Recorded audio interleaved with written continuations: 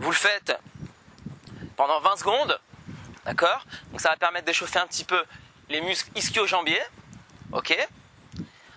Ensuite, vous faites montée de genoux, pour réchauffer un petit peu les fléchisseurs de la hanche et les psoas, qu'on utilise beaucoup quand on court. Voilà, donc pareil, vous faites ça pendant 20 secondes. Ensuite, pour les adducteurs, vous travaillez, hop, comme ceci, jumping jack, droite-gauche. Voilà, pareil, vous faites ça pendant 20 secondes.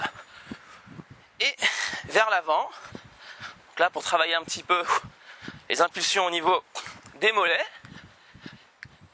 Et 20 secondes. Voilà.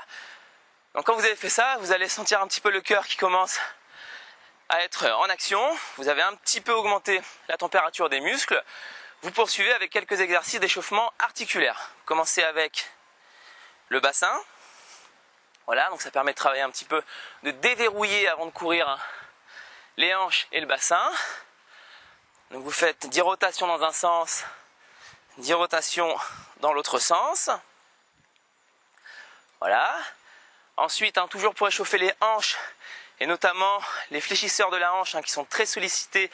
Vous avez entendu parler du muscle psoas qui est très sollicité quand on court. Donc là, il faut bien l'échauffer ici en tirant le genou à l'épaule. Voilà. Donc là, avec un geste dynamique, on va faire 20 fois.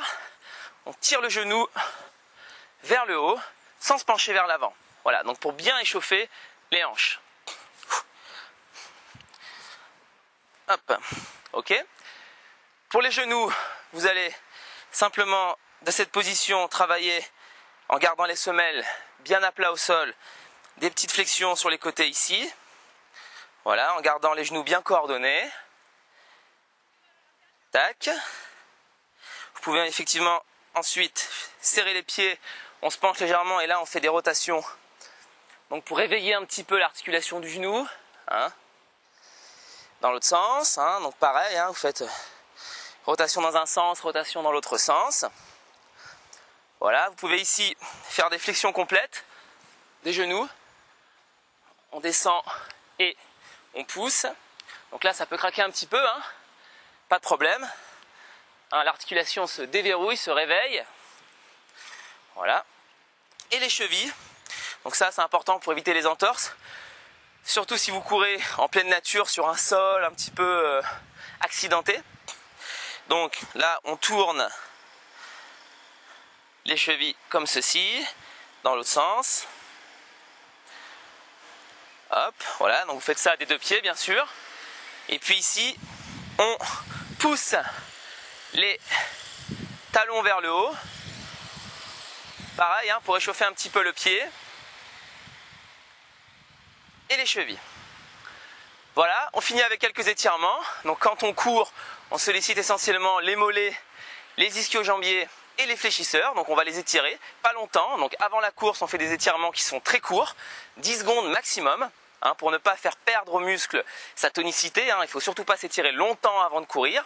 En revanche, après le footing, là vous pourrez faire des étirements un petit peu plus longs, pour décontracter les muscles.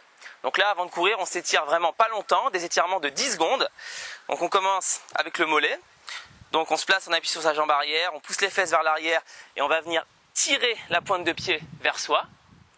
D'accord? Pour étirer donc le mollet. Donc on fait ça pendant 10 secondes, pas plus.